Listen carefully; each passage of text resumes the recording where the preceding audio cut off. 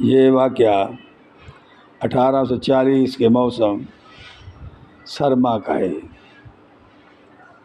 جب رنجیت سنگھ کا بیٹا شہزادہ شیر سنگھ قلعہ شب قدر کے دورے پر آیا اور اسی رات پٹھانوں نے قلعہ شب قدر پر دھاوا بول دیا اور دروازہ کھول کر قلعہ میں داخل ہو گئے، مگر سکھوں نے پٹھانوں کو مار بھگایا۔ صبح شیر سنگھ شہزادہ بہت سیکھ پا ہوا اور پوچھا کہ حملہ آور قلعہ میں کیسے داخل ہو گئے۔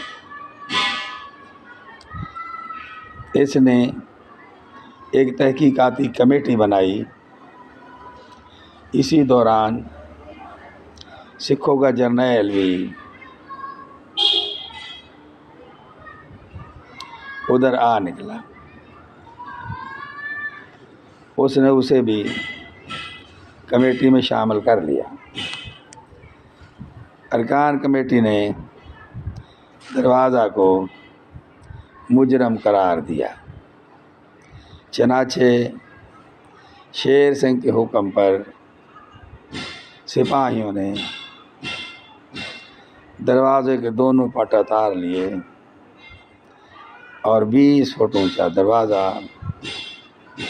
آہنی زنجیروں سے